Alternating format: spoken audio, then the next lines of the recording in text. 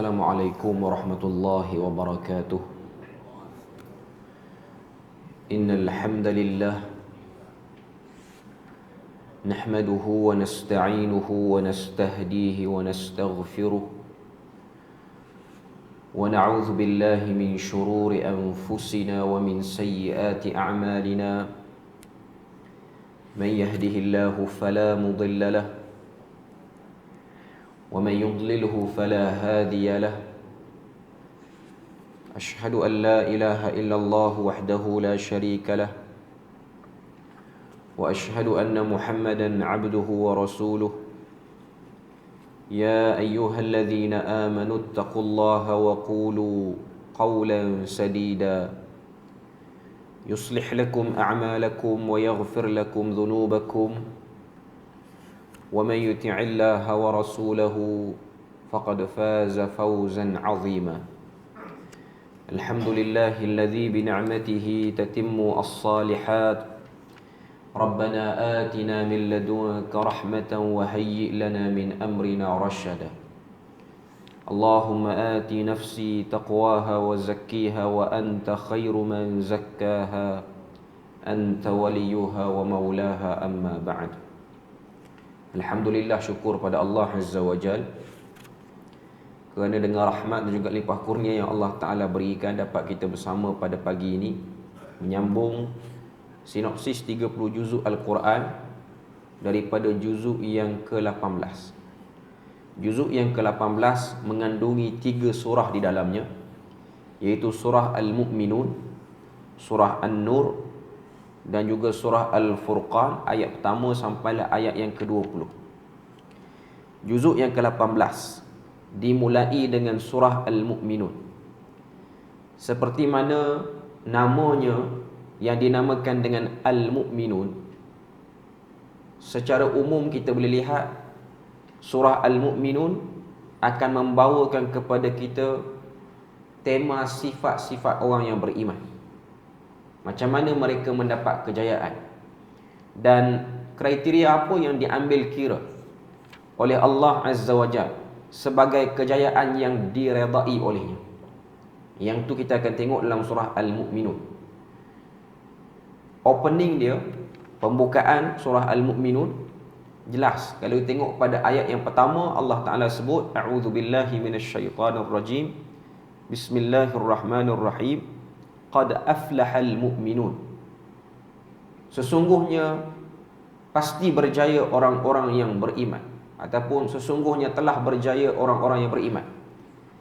Dalam ayat yang pertama ni Allah Ta'ala gunakan kata penguat iaitu qad, yang dimasukkan dengan perkataan aflah, memberi maksud kepada kita pasti berjaya.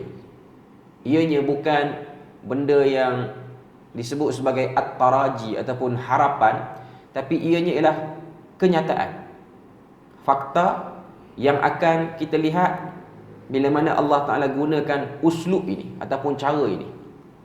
Bila mana Allah Ta'ala gunakan kalimah qad itu dengan makna sesungguhnya ataupun pasti, apa yang datang selepas daripada tu ialah penerangan kepada pembenaran ayat itu. Maknanya ayat itu akan dibenarkan dengan beberapa kriteria yang akan disebut. Pada ayat yang kedua, yang menjadi tempat pertama macam mana dan kenapa orang-orang beriman itu dia berjaya, allazina hum fi salatihim khashi'un, iaitu orang-orang yang khusyuk di dalam salatnya. Kenapa disebutkan khusyuk? Khusyuk ni ialah bahagian terakhir dalam salat. Dia dah selesai semua dah, aqamus salah semua dah selesai, khusyuk ni ialah bahagian yang terakhir. Sebab tu orang-orang yang khusyuk yang disebut dengan al-khashi'un dalam ayat ni, sudah pasti orang yang bila mana dia salat dalam keadaan yang preparation yang terbaik, persediaan yang terbaik. Maknanya orang-orang yang khusyuk, cara dia salat sangat berbeza berbanding orang kebanyakan, iaitu dari segi persiapan bersucinya, berwuduk, bersihkan diri. Kita dah tengok ini ialah tanda-tanda orang yang ada berusaha untuk memperbaiki. Ini yang disebut sebagai al-muhsini. Kemudian dia peruntukkan masa. Bukan dia jenis tiba-tiba. Dia ada orang dia salat, tapi dia salat dengan keadaan tiba-tiba. Dah masuk waktu subuh. Waktu nanti zuhur, sekali lagi. Asar pun, sekali lagi. Duduk dalam keadaan ni maknanya dia tidak ada preparation yang baik. Tapi kalau orang yang salat, waktu dia tidur semalam isyak, preparation dia untuk esok dah selesai daripada subuh sampai isyak seterusnya. Inilah tanda-tanda orang yang aqamus salah. Ini tanda-tanda orang yang bersedia. Dia dah tahu dah, dia nak peruntukkan berapa lama masa untuk dia bersiap sedia untuk salat. Dia dah tahu masjid mana yang dia nak pergi. Dia dah tahu pukul berapa dia nak kena siap, pakaian apa yang dia nak pakai. Inilah orang-orang yang ada preparation yang baik. Jadi wajar orang seperti ini disebut sebagai orang yang berjaya. Seperti mana dalam bab urusan dunia kita akan tengok sebahagian orang untuk dia dapat kejayaan dunia tu dia ada preparation. Dia ada buku khusus yang ada jadual untuk tunjukkan apakah yang dia nak buat dulu. Jadi orang-orang yang beriman, perkara pertama yang dijaga ialah salatnya dan berusaha untuk mendapatkan kekhusyukan padanya. Sebab tu dia akan tolak semua kesibukan-kesibukan yang akan menghalang dia, yang akan jadi distraction kepada khusyuk dia.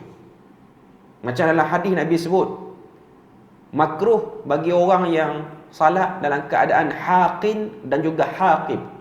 Haqin ni tahan nak buang air kecil, haqib tahan nak buang air besar. Ini keadaan-keadaan yang menjadikan satu orang tu tidak akan fokus pada salat dia. Sama jugalah dengan orang yang terlalu lapar dan dia tahu kehadiran makanan sebelum dia salat.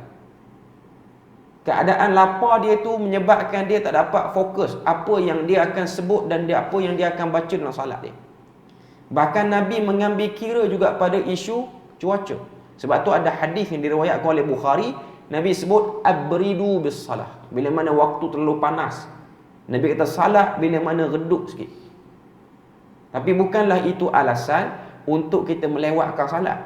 Kita kena ambil kira juga. Pada zaman Nabi ni, bila mana Nabi kata salat zuhur tu tunggu redup sikit, kita kena tengok masjid zaman Nabi, masjid zaman kita. Masjid zaman kita ni walaupun di luar 40 darjah, tapi di dalam kadang-kadang 16 ataupun sejuk lagi kerana aircon yang banyak. Jadi tiada benda yang disebut sebagai alasan yang kukuh untuk kita melewatkan, sebab keadaan sudah selesa, kondusif.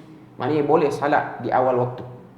Cuma nak katanya dalam bab salat inilah benda penting. Semalam pun kita dah sebut pada juzuk yang ke-17 bagaimana Allah Ta'ala sebut tentang ciri kepemimpinan mesti mendirikan salat.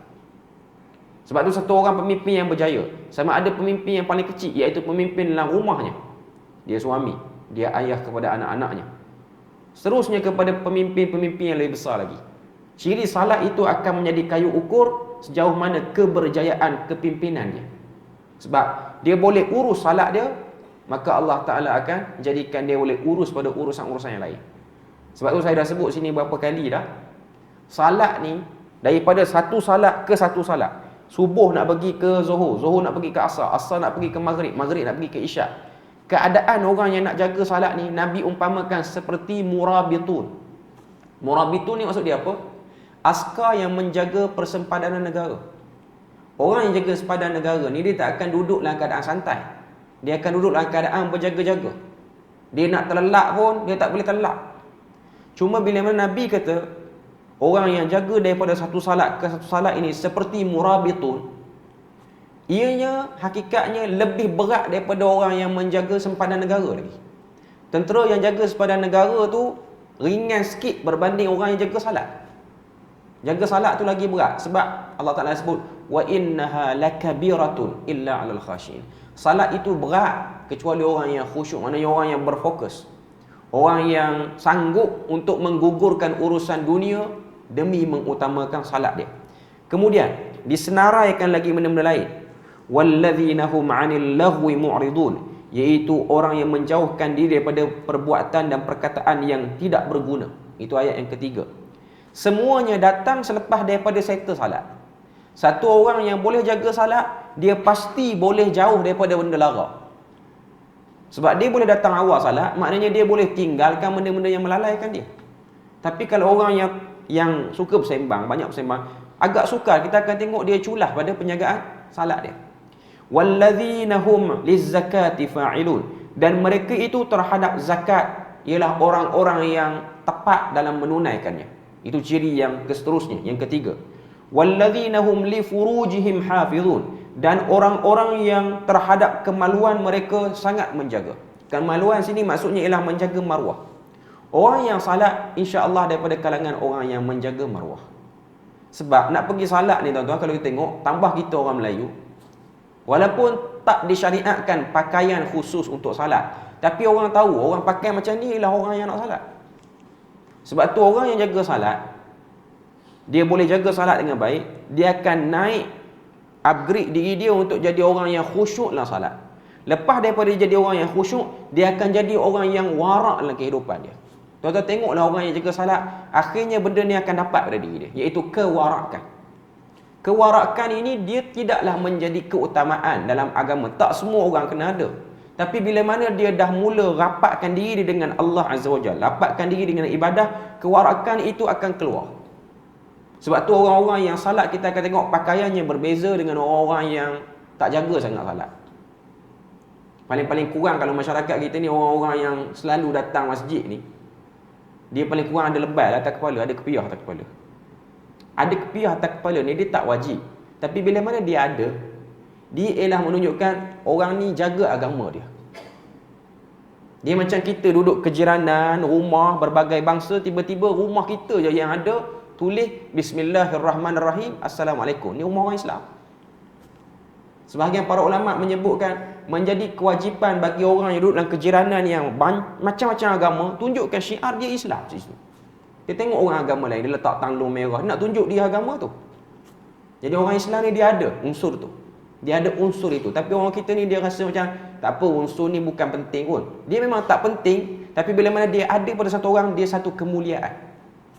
Dia satu kemuliaan yang Allah Ta'ala akan beri pada dia. Okay. Jadi bila mana dia menjaga salat, Allah Ta'ala akan jadikan dia jaga maruah dia. Sebab orang yang bersalat, dia akan fikir banyak benda, nak buat benda-benda yang tak sepatutnya pada orang yang selalu bersalat. Okay. Illa ala azwajihim aw ma malakat aymanuhum fa innahum ghairu malumin.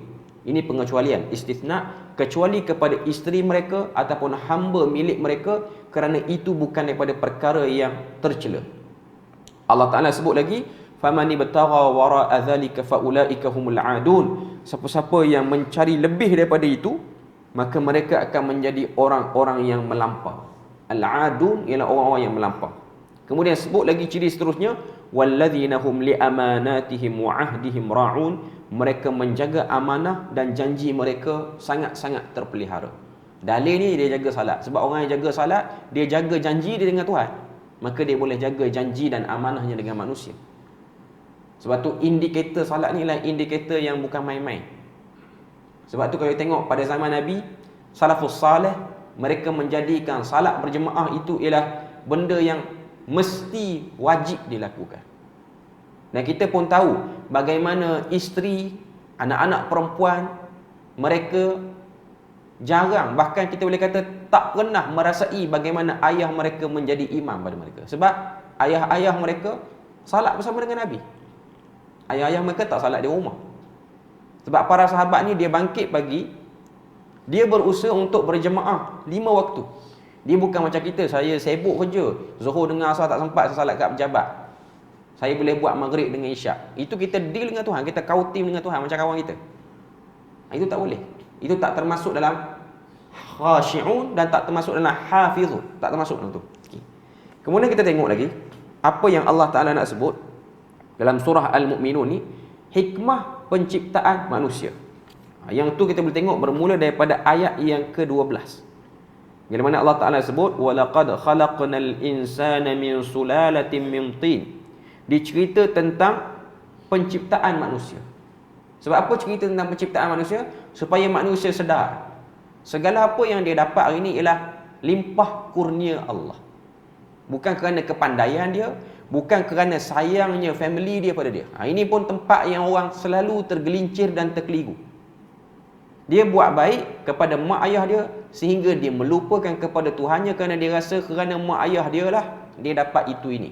Betul, buat baik kepada mak ayah tu memang dituntut dalam agama. Tapi kita buat baik kepada mak ayah kita kerana ia perintah daripada Allah Azza wa Jalla.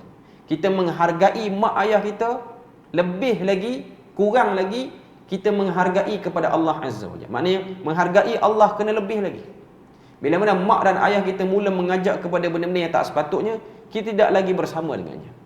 Sebab kita kena tahu, mak dan ayah kita pun makhluk Tuhan yang didatangkan oleh Allah Ta'ala, asbab mereka kita datang.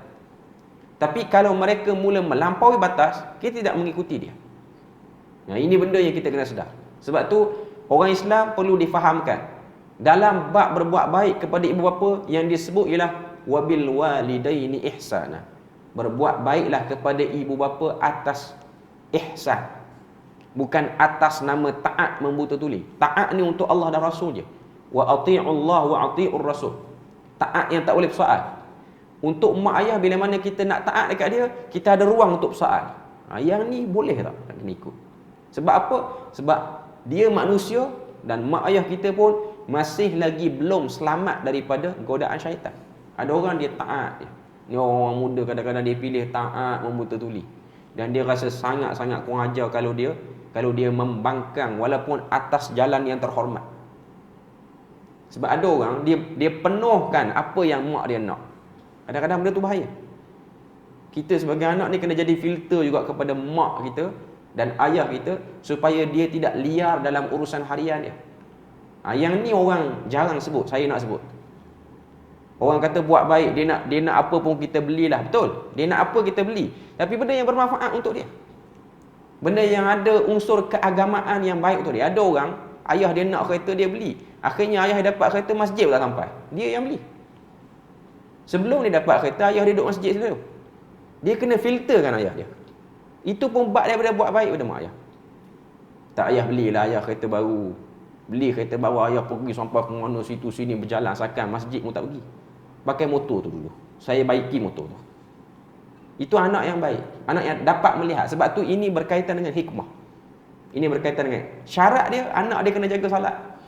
Dia akan nampak benda ni. Dia akan nampak ruang-ruang ini. Supaya dia tahu ini benda-benda yang sepatutnya.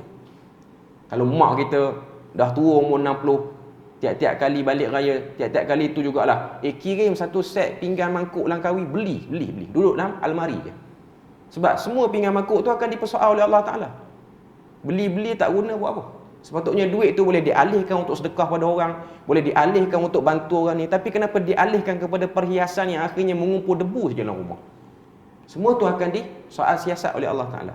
Jadi kita sebagai anak, kita pun kata pinggan yang dah ada tu cukup dah. Apa kata duit ni kita dah tolong orang ni, kita bantu orang ni, kita salurkan dia ke arah kebaikan. Jangan bercakap kurang ajar waktu cakap tu, cakap dengan baik. Tapi mengajak pada kebaikan itu benda perlu. Ini tidak akan dapat dilakukan sekiranya salat tidak lurus. Kalau salat lurus, dia akan dapat lakukan. Itu yang penting. Jadi disebut penciptaan manusia ini untuk sedar semua yang kita dapat ni daripada Allah. Adapun orang-orang sekeliling yang ada di sekeliling kita ni yang menyebabkan kita membesar, cukup makan, ianya hanyalah asbab. Sebab tu benda yang kita kena yakin.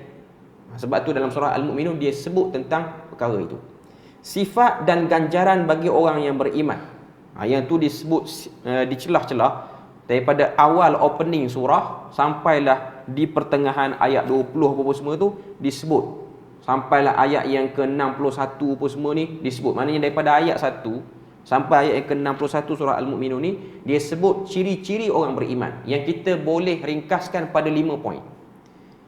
Orang beriman itu yang pertama, dia sentiasa takut pada murka Allah. Yang kedua, dia percaya pada semua ayat yang diturunkan oleh Allah tanpa ada ragu sikit pun.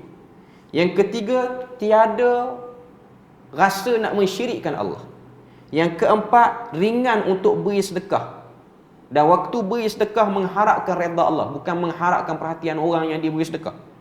Yang kelima, sabiqun bil khairat, bersegera dalam buat kebaikan. Jadi ayat 1 sampai 61 surah Al-Mu'minun, kejayaan orang beriman ada beberapa ciri. Lepas pada tu ciri-ciri besar dia: takut pada Allah, percaya pada ayat Tuhan, tak syirikkan Allah, ringan untuk bersedekah, suka buat kebaikan. Ini ciri-ciri utama. Ini ciri-ciri utama yang memang ada pada orang kata apa? Orang-orang yang beriman. Okey. Seterusnya kita tengok lagi dalam surah Al-Mu'minun ni pun bermula ayat yang ke-50 dan beberapa ayat yang lain, Allah Ta'ala sebut tentang pengajaran daripada umat yang terdahulu, khususnya cerita kaum Nabi Nuh AS. Kalau tengok pada ayat yang ke-50, Allah Ta'ala sebut pada muka surat 345, ayat yang ke-50 ni, وَجَعَلْنَا ابْنَ مَرْيَمَ وَأُمَّهُ آيَةً وَآوَيْنَاهُمَا إِلَى رَبْوَةٍ ذَاتِ قَرَارٍ وَمَعِينٍ. Dan telah kami jadikan Isa putera Maryam bersama ibunya sebagai satu bukti yang nyata bagi kebesaran kami, dan kami melindungi mereka di sebuah dataran tinggi, tempat yang tenang, rendang dan banyak buah-buahan dengan mata air yang mengalir. Okey, ni dia cerita tentang Maryam dan juga anaknya Isa. Sebelum pada tu ayat yang ke-24 dia cerita tentang kaum Nabi Nuh. Okey. Kenapa cerita tentang Nabi Nuh? Signifikan dia apa? Logiknya apa dengan sifat orang beriman? Antara sifat orang beriman yang kena ada ialah bersabar. Sebab Nabi Nuh ni dia ada kesabaran yang besar. Bersabar dalam dakwah. Bersabar kempen benda baik kepada orang.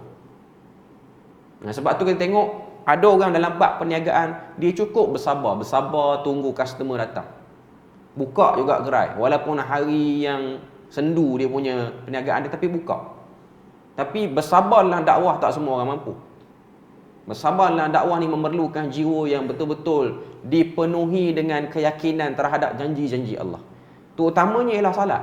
Sebab salat tu akan balance orang tu boleh buat ataupun tak boleh buat. Sebab dia mesti akan balik kepada poin asal di awal surah tu, iaitu salat. Jadi cerita Nabi Nuh datang. Kemudian cerita Nabi Isa dengan mak dia datang. Kerana apa? Kerana Maryam satu orang perempuan yang diuji oleh Allah dengan keajaiban yang berat untuk ditanggung. Dia lahirkan anak bukan dengan kaedah biasa. Dalam masa yang sama, dia bukan orang jahat, dia orang baik. Sangat baik. Dia antara perempuan-perempuan yang terbaik di sisi Allah Azza wa Jalla.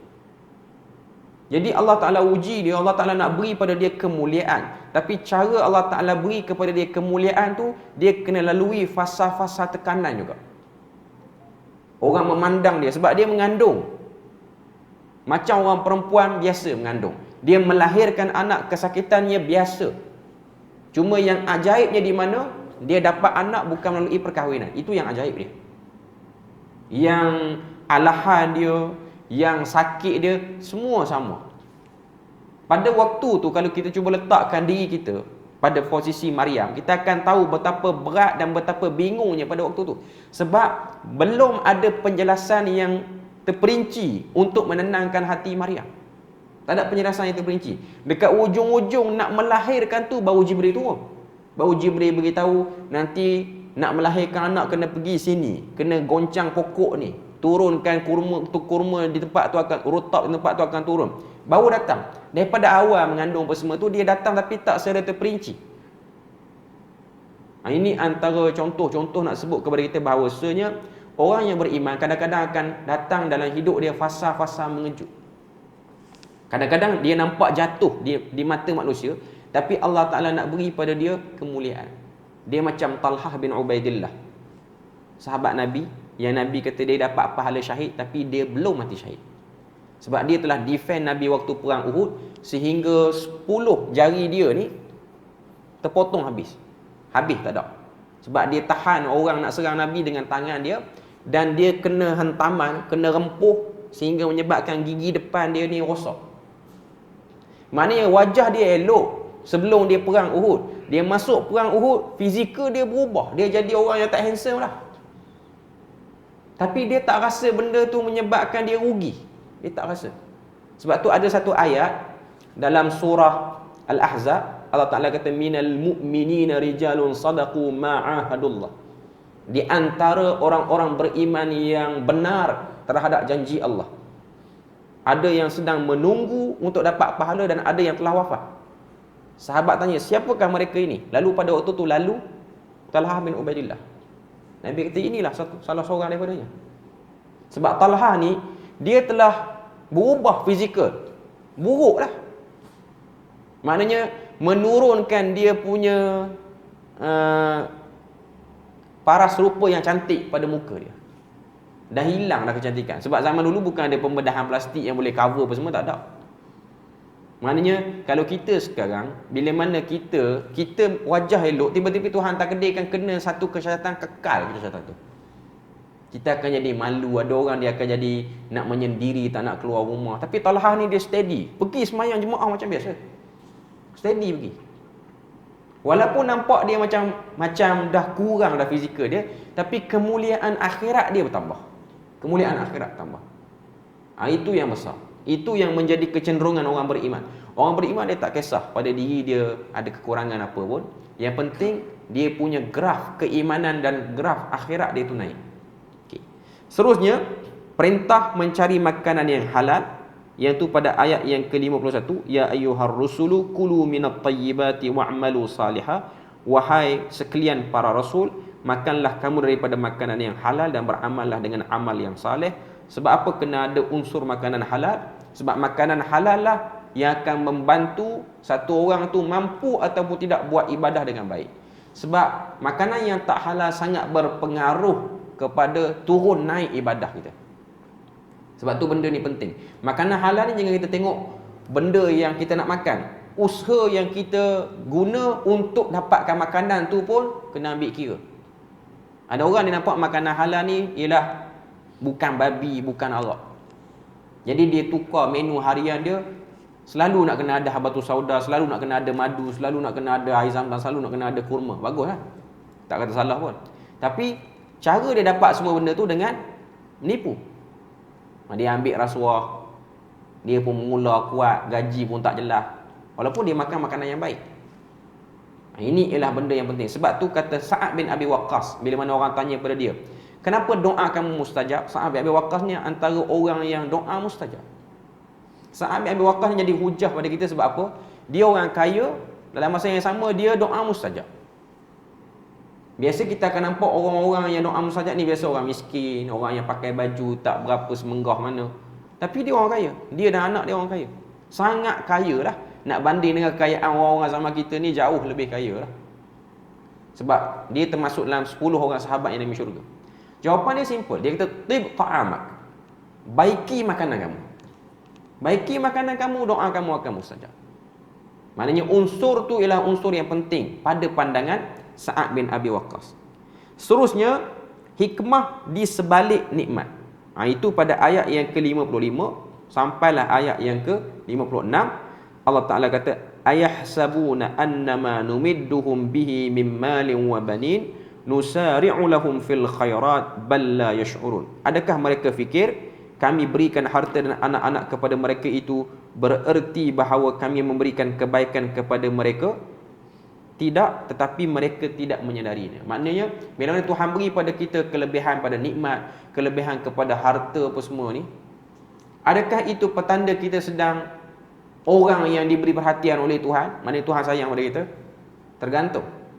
Yang pasti nikmat yang diberkati ialah nikmat yang orang kata apa, mendekatkan diri kita kepada ibadah. Makin dia dapat banyak duit, makin dia dapat gaji tinggi, pangkat yang tinggi, makin dekat dia dengan ibadah, bukan makin jauh, makin gelong.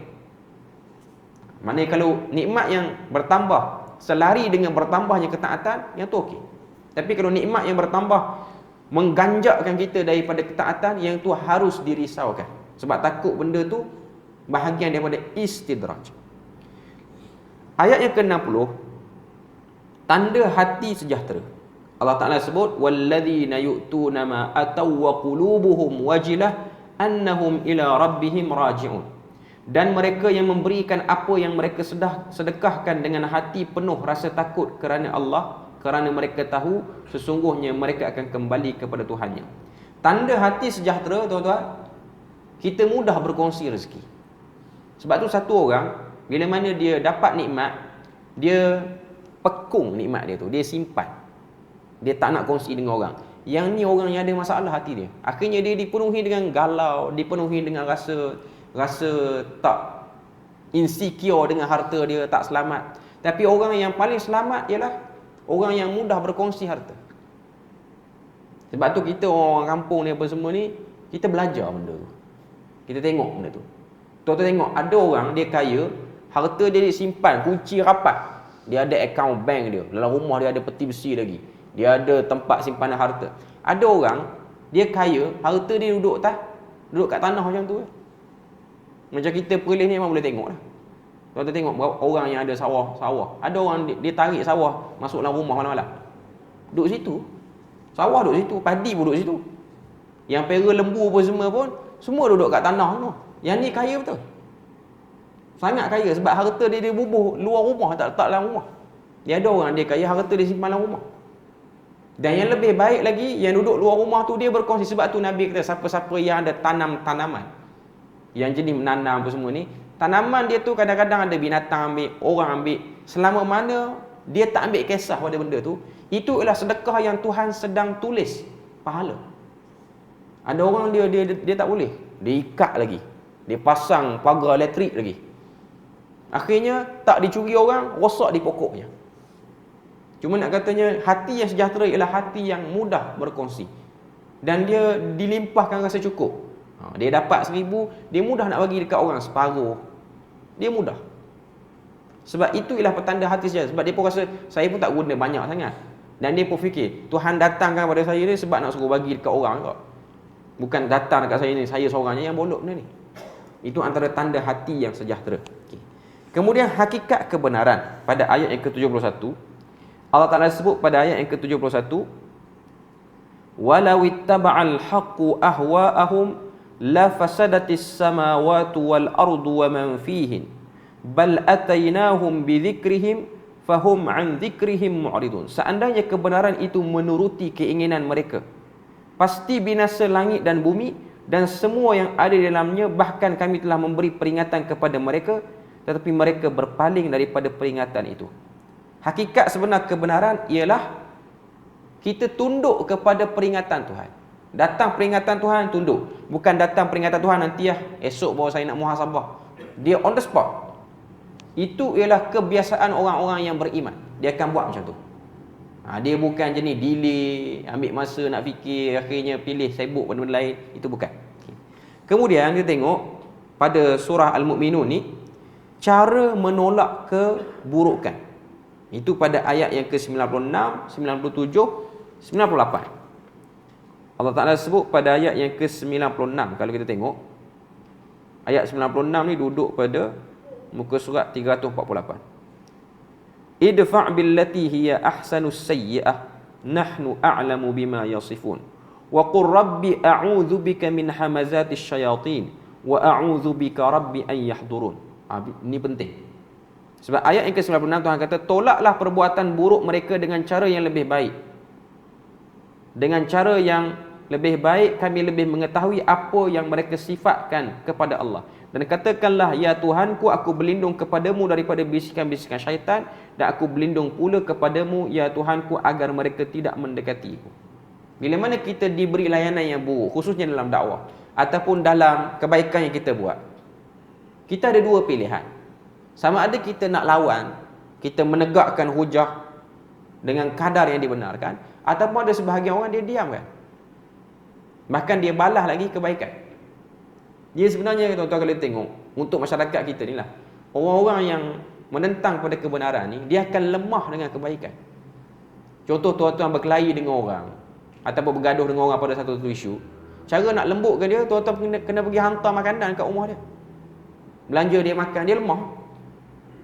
Dia akan jadi, aku ni duk kata kat dia, buruh dalam grup WhatsApp kata dia ni teruk, tiba-tiba dia hantar dekat aku dekat dengan seguni harum mani. Dia pun jadi tengok atas bawah balik. Tak jadi. Manusia memang lemah dengan kebaikan. Bila mana kebaikan itu menjadi cara untuk menolak ataupun menutup kejahatan, akhirnya dia akan diam macam tu saja. Cuma kita, waktu kita kena tu, kita akan berperang dengan syaitan. Sebab tu ada dua ayat tu datang. Iaitu ayat yang ke-97 dan 98 tu, dia punya tone dia punya bunyi dia tu ialah minta perlindungan daripada Allah terhadap syaitan. Iaitu Rabbi a'udzubika min hamazati syayatin. Hamazat ni maksudnya akalan-akalan syaitan untuk kita buat benda jahat. Wa a'udzubika rabbi an yahdurun, dan aku minta berlindung kepadamu daripada didekati syaitan yang yahdurun, yang sentiasa nak duduk dekat dengan aku. Itu antara cara untuk tolak kebenaran. Last sekali, iaitu ayat 99 sampailah ayat yang ke-111, ialah pengakhiran dua golongan. Golongan yang beriman dan golongan yang tidak beriman kepada Allah Azza wa Jal. Dan ayat-ayat yang terakhir bermula daripada 115 sampai 118 ialah penegakan unsur tauhid yang jelas. Kau tengok fata'alallahul malikul haq ayat 16, 116. La ilaha illa huwa rabbul arsyil azim. Maha tinggi Allah, raja yang sebenarnya, tiada Tuhan kecuali Dia Tuhan yang menguasai arasy yang mulia. Wa man yad'u ma'allahi ilahan akhar ayat 117. Sesiapa yang menyeru bersama dengan Allah seruan yang lain, la burhana lahu bihi, tiada padanya keterangan yang jelas tentangnya, fa innama hisabuhu 'inda rabbi. Hisabnya, perhitungannya di sisi Allah, innahu la yuflihul kafirun. Sesungguhnya tidak berjaya orang-orang kafir. Ayat 118 doa. Doa yang paling terbaik sekali, Rabbighfir warham wa anta khairur rahimin. Ya Allah, ampunilah, iaitu ampunilah orang-orang beriman yang bersama dengan kami, warham, dan rahmati mereka, wa anta khairur rahimin, engkaulah sebaik-baik pemberi rahmat. Nak sebut pada kita, last sekali sifat orang beriman ialah mereka banyak berdoa. Apa saja masalah, kena berdoa. Ketegangan dalam urusan rumah tangga, ketegangan dengan adik-beradik, ketegangan dengan orang-orang rakan sekeliling apa semua, semuanya perlu diadu kepada Allah Azza wa Jalla. Orang beriman dia ada kekuatan itu. Sebab tu antara ciri-ciri orang beriman juga ialah ringan untuk berdoa dan kurang untuk share maklumat ni kepada, masalah ni kepada orang secara rambang macam tu je. Maknanya pilih-pilih orang tu okey lah lagi, tapi banyak yang nak cerita kepada Allah Azza wa Jalla. Okey. Kemudian daripada surah Al-Mu'minun kita berpindah kepada surah An-Nur. Surah An-Nur kalau kita tengok dari segi namanya bermaksud cahaya. Kerana dalam surah An-Nur ni yang mengandungi 64 ayat ni, Allah Ta'ala sebut tentang peraturan Allah berkaitan dengan nilai kehidupan dan juga pegangan, interaksi sesama manusia, akhlak yang akan menjadi cahaya petunjuk kepada manusia. Cuma tema surah ni dia menyebut tentang menjaga kesopanan dan maruah diri. Antara benda yang ada dalam surah An-Nur ni ialah kita akan tengok pengharaman zina. Apa kaitan Al-Mu'minun dengan An-Nur? Al-Mu'minun dengan An-Nur ni kaitan yang paling rapat sekali. Zina itu dibendung dengan lurusnya salat. Lurusnya salat dan sifat-sifat orang beriman tu ada dalam surah Al-Mu'minun tu, maka satu orang tu dia akan terhalang daripada terkena zina. Zina ni tuan-tuan jangan nampak satu aspek je, maknanya dah bersama dengan perempuan yang haram. Zina ni dia ada tapak-tapak awal sebelum nak pergi tu, iaitu pandangan mata. Manusia ni yang menyebabkan dia mudah terangsang ialah liarnya matanya, dan juga liar juga telinganya mendengar benda-benda yang tak sepatutnya. Sebab ada orang dia tak terangsang dengan pandangan, dia terangsang dengan pendengaran. Ini benda penting. Cuma dalam Al-Quran, dalam surah An-Nur, dia banyak sebut tentang bab penglihatan. Penglihatan ini. Penglihatan ni bila mana kita sebut liarnya penglihatan, kita jangan spesifikkan, ini orang muda je kot yang ada. Tak. Dia tidak mengenal usia. Orang muda mungkin dia liar dengan sama muda dia, orang berumur dia liar dengan sama berumur dia. Itu benda yang tak dapat dinafikan. Manusia ni selama mana terkandung dalam diri dia tu nafsu, dia akan ada ruang tu. Sebab tu tuan-tuan akan tengok ada orang dia mencabul orang pada usia yang tua. Sebab tu Nabi sebutlah hadis, Nabi kata antara keadaan manusia yang buruk, dia usia tua dan dia boleh berzina. Maknanya ada, bila mana Nabi sebut macam tu, ada. Sepatutnya zina ni dia tak berapa dekat dengan orang yang berusia tua, sebab tenaga dia tak berapa kuat. Zina ni dia lebih kepada orang yang muda ataupun usia pertengahan. Tapi ada orang yang sampai usia yang tua dia rancak pada benda yang macam tu. Ini benda penting. Okay. Kemudian dalam surah An-Nur ni juga adanya cerita tentang pembersihan isteri Nabi, iaitu Aisyah radhiyallahu anha, dan pendirian bila mana berdepan dengan berita-berita yang keji. Yang tu ada. Yang ni wujud dalam surah An-Nur ni. Macam mana kita nak berdepan dengan berita-berita yang teruk ni, berita-berita yang keji ni macam mana? Caranya ialah kita tidak menjadi orang yang minat melakukan elaboration. Kalau tengok ayat 12 sampai 15, itu point dia, ayat 12 tu. Tuhan sebut, laula id sami'tumuhu dhannal mu'minina wal mu'minatu bi anfusihim khairan qalu wa qalu hadza ifkum mubin. Tu ayat 12 sampailah ayat yang ke-15. Allah Taala sebut, walaula id sami'tumuhu qultum ma yakunu lana an natakallama bihadza subhanaka hadza buhtanun azim. 12, 13, 14, 15, 4 ayat tu ada 4 poin yang kita boleh ambil. Bersangka baik sesama masyarakat, menafikan berita tersebut dengan segera. Yang ketiga, minta bukti. Bila mana orang kata apa? Bila mana dengar berita-berita tak elok, minta bukti. Yang keempat, tidak tergesa-gesa mengulas. Yang ni yang kena dengan zaman kita. Zaman kita ni bila mana ada isu je, pengulas tu ramai. Sangat ramai. Tak boleh tahan tangan daripada mengulas ni. Sebab zaman kita ni orang tak bercakap, orang tulis. Orang tulis di media sosial. Okay. Dan kemuncak di ayat yang ke-22 mengutamakan maaf. Ayat 22 kita akan tengok, wala ya'tali ulul fadli minkum was-sa'ati ay yu'tu ulil qurba wal masakin wal muhajirin fi sabilillah wal ya'fu wal yasfahu. Wal ya'fu wal yasfahu. Mana yang pentingnya ada unsur maaf. Sebab tu maaf ni walaupun dia perkataan simple, tapi dia sangat berpengaruh. Orang yang tengah marah, dia duk sebut kesilapan kita satu, akhirnya kita sebut maaf. Akhirnya dia tak boleh kata apa. Sebab manusia ni bila mana dia marah dekat orang yang dia marah tu mengaku apa yang dia sedang marah.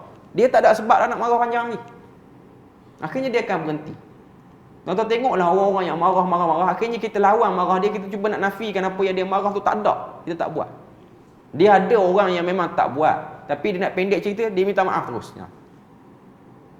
Sebab marah ni, bila mana kita counter dengan marah, dia menambah syaitan daripada 1 jadi 2. Sebab mantra yang paling mujarab untuk panggil syaitan ialah marah.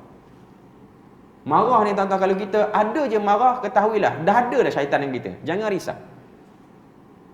Sebab tu orang dia takut betul pergi tempat tertentu dia seriau. Seriau tu dia kata ada syaitan, tapi waktu dia marah dia tak rasa dia ada syaitan. Sama je.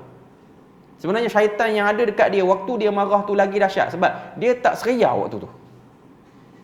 Bahkan dia menternak syaitan kedua, ketiga dan keempat kerana sifat marah itu. Okay. Kemudian cara melindungi masyarakat. Yang ni dia agak terperinci sikit. Ayat 19 Tuhan sebut tentang larangan penyebaran amalan yang keji dalam masyarakat. Ini dia sebut secara pukal macam tu. Ayat 21, amaran Allah bagi orang yang ikut jejak langkah syaitan. Ayat 30, 31, perintah agar lelaki dan wanita tunduk pandangan. Ayat 31, menyembunyikan perhiasan yang dipakai melainkan buat tatapan mahram. Yang ini bagi perempuan. Ayat 32, memberi galakan untuk mengahwinkan pemuda-pemuda dan pemudi-pemudi walaupun mereka miskin. Yang ni dia ada kata apa? Targhib untuk berkahwin, sebab berkahwin itu termasuk daripada menjaga iffah, menjaga maruah dia. Betul lah, arahan untuk kahwin ni memang ada dalam Al-Quran untuk pemuda-pemuda, tapi tengoklah kesesuaian. Jangan pakai kaedah simple je, kita bagi dia kahwin. Kadang-kadang ada setengah orang bila mana diberi kahwin secara tiba-tiba ni, dia belum ada persediaan kepemimpinan. Sebab tu bagi saya lah, saya tengok kebanyakan para ulama bila mana dia cakap bab kahwin, dia tak akan tinggalkan bab salat. Sebab tu kalau tuan-tuan perasan, kita baca surah Baqarah kan, surah Baqarah 286 ayat tu cerita tentang haid, cerita tentang talak, cerita tentang isu-isu munakahat ni lah. Mak dia ada satu ayat 238, hafizu 'alas salawati was salatil wusta wa qumu lillahi qanitin. Jagalah salat-salat kamu dan jagalah salat asar dan jadilah kamu orang yang khusyuk. Lepas tu datang balik cerita tentang iddah bagi perempuan yang cerai. iddah bagi perempuan yang mati suami. Dia isu perkahwinan diapit, dia mengapit ayat tentang salat. Nak beritahu tentang apa? Nak beritahu semua isu-isu ni lag dia di situ. Sebab tu nak suruh orang muda kahwin, tapi kalau orang muda yang jenis tak semayang, problem. Dia sangat problem. Sebab tu benda yang kita kena terapkan ialah penjagaan salat dia. Kalau dia nampak momentum dia dah elok, dia okey untuk kahwin. Taklah kata orang yang salat ni pasti akan tak ada konflik dalam rumah tangga. Dia akan ada konflik, tapi cara dia menghadapi konflik itu berbeza. Gelombang tu mesti akan ada, sebab Nabi sendiri pun mengalami gelombang rumah tangga tu sendiri. Cuma jangan mudah. Dan yang belah perempuan pun, bagi perempuan pun, bila mana dia berkenan dengan orang lelaki, ini kriteria salat. Saya ingat ada satu cerita wawancara tentang sirah Muhammad bin Saleh Al-Utsaimin, seorang ulama pada Saudi. Orang temu ramah menantu dia. Menantu dia ni rektor Universiti Madinah beberapa tahun yang lepas. Orang tanya kepada dia, apa pandangan kamu terhadap ayah mertua kamu? Dia tu satu orang yang sangat menjaga tentang salat. Waktu dia pergi Pinang, anak Utsaimin ni, Syekh Saleh Utsaimin tak tanya berapa mahar boleh bayar, berapa income kamu. Dia tanya soalan je. Kalau kamu salat jemaah, salat di masjid mana? Dia tanya soalan tu. Dia kata masjid ini. Dia kata insya-Allah ba'da syahr, selepas sebulan kamu akan dapat jawapan. Terima tak terima pinangan. Dia tak bagi jawapan apa-apa. Rupa-rupanya dia pergi merisik lelaki itu dengan melihat betul atau tidak dia sampai di masjid. Sebulan dia buat pemerhatian di masjid tu. Sebab Syekh Saleh Utsaimin ni dia bukan macam orang-orang yang protokol. Kalau tuan-tuan dengar cerita anak-anak murid dia, Syekh Saleh Utsaimin ni slipper tak pakai. Jarang pakai. Kita pernah dengar ulama tanah Melayu kita ni tok kenali tak pakai slipper sangat. Baju pun kadang-kadang tak berapa elok. Utsaimin ni dia ada. Dia pakai serban, taklah seelok orang-orang Saudi pakai serban sekarang. Saya ingat Syekh Asim yang datang polis, dia kata dia sempat dengan Saleh Utsaimin. Dia kata kalau kamu tengok dia, kamu akan kata dia orang gila. Betapa sederhananya dia. Keadaan yang sederhana. Dan dia sangat orang kata apa, tawaduk lah. Lepas pada sebulan, datang family tu, akhirnya Syekh Utsaimin kata, pinangan kamu diterima, cuma sepanjang sebulan ada satu waktu kamu tak datang. Oh, detail. Maknanya dia tahu kawan tu terlepas dekat waktu mana. Ada satu waktu dia tak datang. Dia kata lepas pada ni penuh kan. Jangan jadi macam ni. Dia ambil kira nilai itu. Dan akhirnya kita tengok keturunan yang baik keluar. Dia ambil kira tentang isu salat. Jadi kita kalau nak ada menantu macam tu, tapi syarat ayah mentua pun kaki pergi semayang jugalah. Dia jangan tanya masjid mana, ayah mentua pun hilang mana. Tanya je masjid, saya pun tak tahu pergi masjid mana. Okay. Ini masalah juga. Dia tanya, dia kena tahulah masjid tu. Dia pun orang yang kaki masjid jugalah. Okay. Cuma nak katanya, itu ialah bab pada keberkatan. Okay. Bila mana nak sebut tentang kempen untuk kahwin ni lah. Okay. Yang seterusnya, menjelaskan adab-adab meminta izin. Yang tu pada ayat yang ke-58 dan juga ayat yang ke-59. Penutup bagi surah An-Nur ini, kita akan tengok Allah Ta'ala sebut tentang ciri-ciri orang mukmin dan juga adab yang ada pada orang mukmin. Itu ayat 62 dan juga ayat yang ke-63. Ayat 62, innamal mu'minuna alladhina amanu billahi wa rasulihi wa idza kanu ma'ahu ala amrin jami'in lam yadhhabu hatta yasta'dhinuh.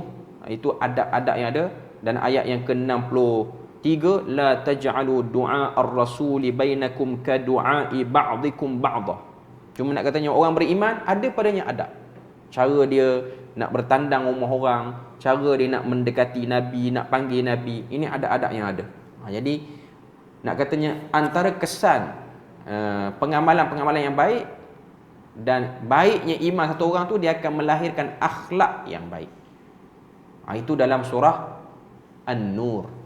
Surah Al-Furqan sebahagiannya untuk juzuk yang ke-18 ni, sebab dia cuma 20 ayat. Okay.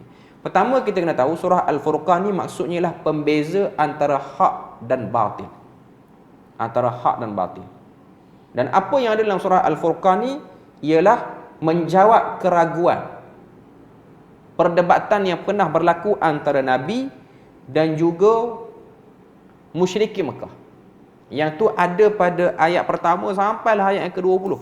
Sebab tu surah Furqan ni menariknya, dia banyak perkataan tabaraka, tabaraka. Kita mungkin dekat dengan surah yang ada tabaraka ni ialah surah Al-Mulk. Surah Al-Mulk ni tabarakalladzi biyadihil mulk. Kita akan tengok terjemahan dia akan sebut Maha suci Allah yang menurunkan Al-Furqan kepada hamba-Nya untuk dijadikan kepada sekalian alam sebagai peringatan.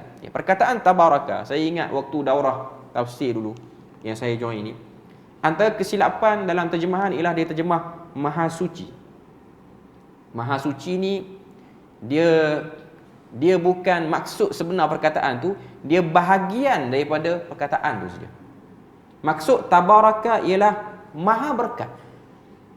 Tuhan nak beritahu pada surah Furqan dan surah-surah yang ada perkataan tabarakan juga, milik Allah lah keberkatan. Ataupun kita boleh terjemah maha berkat Tuhan yang menurunkan Furqan. Maknanya Tuhan nak beritahu Quran yang kita baca ni, kalau baca dengan elok, keberkatan akan keluar daripada Quran ini. Dan akhirnya orang yang berinteraksi dengan Al-Quran akan dilihat pada dirinya penuh keberkatan. Keberkatan waktunya, keberkatan pengurusan hidupnya, keberkatan amalan dia. Bahkan bacaan dia tu pun berkat. Tanda awal Quran ni berkat, 1 huruf 10 pahala. Berkat tu 1 huruf 10 pahala. Kita baca surat khabar, 1 huruf 10 dosa boleh jadi. Sebab duk terfikir macam-macam, duk percaya gosip dalam tu apa semua. Tapi untuk Quran, 1 huruf 10 pahala. Itu tanda keberkatan. Apatah lagi mengamalkannya, apatah lagi menelitinya, memberi masa kepadanya. Itu benda yang kita tengok dalam surah Furqan. Dan untuk ayat 1 sampai ayat yang ke-20 ni, antara isu yang ada dalam surah Furqan ialah keadaan hari akhirat. Allah Ta'ala detailkan sikit apa yang ada dalam hari akhirat. Penutupnya, kesimpulan untuk juzuk yang ke-18 ni ada 5 poin. Yang pertama, apabila mendengar ayat Allah, hati akan menjadi gentar dan terus ringan untuk melaksanakan perintah-perintahnya dan meninggalkan larangannya. Kalau kita baca juzuk 18, itulah tema dia. Daripada surah Mukminun, surah An-Nur sampai surah Furqan. Yang kedua, peringatan untuk tidak mudah menjadi penyebar kepada benda buruk. Benda-benda buruk ni kita jangan jadi ejen untuk menyebarkannya. Yang ketiga, peringatan untuk tidak mengikut jejak langkah syaitan. Jejak langkah syaitan ni nak ikut kat mana? Iaitu jangan jadi orang yang menyampaikan berita-berita buruk, dan juga jangan ada kesombongan dalam diri. Sebab syaitan ni bermula nak buat buruk tu kerana kesombongan. Sebab tu kesombongan ni sangat bahaya. Nabi sebut siapa yang ada sombong dalam diri dia walaupun sebesar biji sawi, terhalang pada syurga. Kenapa? Sombong ni dibenci orang. Sombong ni dia punya kesan dia tu besar. Dia ada je, kita tak tunjuk pun lagi pada orang. Dia cukup ada dalam diri kita, orang dah tak suka kat kita. Kesombongan akan menyekat kebaikan. Sebab tu orang yang sombong, dia kena kecelakaan, orang tak berapa nak tolong dia. Orang tengok dia accident, elok tu pandang muka dia sombong sangat. Bla bla bla bla. Jangan nak tolong dia. Biar dia angkat seorang. Kerana kesombongan dia. Tapi kalau orang yang tawaduk dengan orang, dia tak kena apa-apa pun orang nak tolong. Itu antara bahaya kesombongan. Okay. Kemudian yang keempat, perbaiki salat dan makmurkanlah rumah Allah. Yang ni ada pada juzuk 18 ni. Sebab inilah kayu ukur yang paling besar yang nak diangkat daripada juzuk 18 ni. Baikilah salat, baikilah salat. Okay. Dan yang kelima, menjaga kehormatan diri dengan cara menjaga mata, telinga, mulut dan juga lintasan hati. Yang ni ialah 5 poin penting bagi keseluruhan juzuk 18 ni. Moga Allah Ta'ala jadikan kita golongan yang benar-benar mengambil manfaat daripada Al-Quran. Selesai kita untuk juzuk yang ke-18, dan selesai jugalah tugasan saya untuk menyampaikan sinopsis juzuk-juzuk daripada Al-Quran untuk Ramadan ni. Untuk masjid ni dah selesai dah, saya dah habis dah. Job saya di sini dah selesai. Jumpa lepas daripada Ramadan nantilah untuk sambungan kitab yang kita kuliah sini. Jadi kita berpada situ pada hari ini. Moga Allah Ta'ala beri rahmat dan berkat. Subhanakallahumma wa bihamdik, asyhadu an la ilaha illa anta wa astaghfiruka wa atubu ilaik. Wassalamualaikum warahmatullahi wabarakatuh.